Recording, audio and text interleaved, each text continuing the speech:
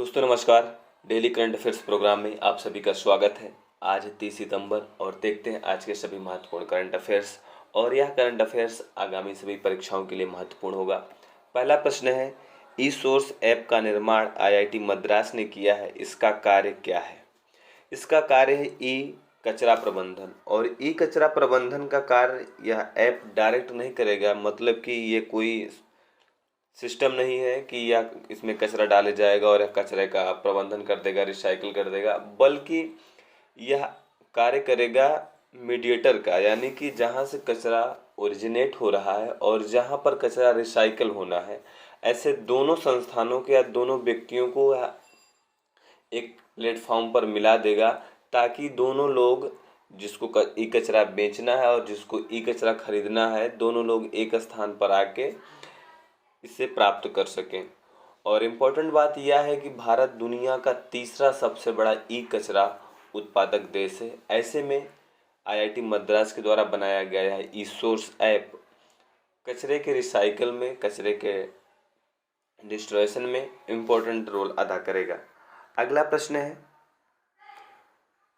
फुकुतोकु ओकानोवा ज्वालामुखी का विस्फोट हुआ यह किस देश में है?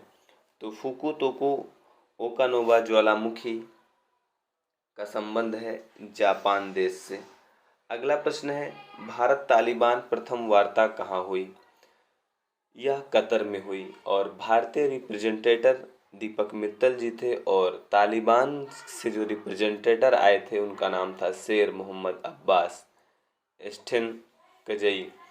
और इम्पोर्टेंट बात है क्योंकि 15 अगस्त को तालिबान सत्ता पर काबिज है। ऐसे में फॉर्मल्स एरिया में हमारी बात होना जरूरी है फॉरेन पॉलिसी के मद्देनज़र। इसी को देखते हुए यह वार्ता संपन्न हुई। अगला प्रश्न है, न्यूज में रहा सुपर टेक ट्विन टावर किस राज्य से जुड़ा हुआ है? तो यह उत्तर प्रदेश से जुड़ा हुआ मुद्दा है और हाल ही में इन दोनों टावरों को सुप्रीम कोर्ट के द्वारा गिरा देने का आदेश दिया गया है, क्योंकि इसमें सुरक्षा मानकों का पालन नहीं किया गया है, इसलिए सुप्रीम कोर्ट ने इन्हें गिरा देने का आदेश दिया है। अगला प्रश्न है, 125 रुपये का सिक्का किसकी स्मृति में लॉन्च हुआ? तो यह स्वामी प्रभुपाद की स्मृति में लॉन्च हुआ और इम्पोर्टेंट बात यह है कि इसे देश के प्रधानमंत्री जी ने लॉन्च किया। अगला प्रश्न है, किस खेल को उत्तर प्रदेश सरकार गोद लेगी? उत्तर होगा कुश्ती। 2032 तक सरकार इसे ले लेगी और इम्पोर्टेंट बात यह है कि इसके तहत जो कुश्ती में पहलवानों को बुनियादी सुविधाएं हैं वो सब उपलब्ध कराया जाएगा, ताकि राष्ट्रीय अंतर्राष्ट्रीय स्तर पर जो खेल है वह उत्कृष्टता को प्राप्त कर सके। इसी उद्देश्य से यह सरकार के द्वारा डिसीजन लिया गया है। अगला प्रश्न है, पोषण 2.0 का आयोजन कौन कर रहा है? उत्तर होगा महिला एवं बाल विकास मंत्रालय। इम्पोर्टेंट बात यह है कि यह ऐसा अभियान है या आयोजन है जो पूरे 1 माह चलेगा और इस माह में या जो अभियान चलेगा इसके 4 थीम है। पहली थीम है पौधरोपण गतिविधि से पोषण वाटिका, दूसरा है पोषण के लिए योग एवं आयुष, तीसरी थीम है आंगनवाड़ी लाभार्थियों के लिए क्षेत्रीय पोषण किट और चौथी जो थीम है इसकी गंभीर अति कुपोषित बच्चों की पहचान और पौष्टिक भोजन का वितरण। यानी कि यह जो पोषण माह चलेगा इसमें 4 थीम है। इम्पोर्टेंट बात यह है। और पोषण अभियान का उद्देश्य क्या है? गर्भवती महिलाओं, स्तनपान कराने वाली माताओं, बच्चों एवं किशोरियों के पोषण से संबंधित यह एक सेंट्रलाइज यानी केंद्रित प्रोग्राम है। और पोषण का फुल फॉर्म होता है prime minister over reaching scheme for holistic nutrition. अगला प्रश्न, विश्व का पहला plant waste smart air purifier का निर्माण किसने किया?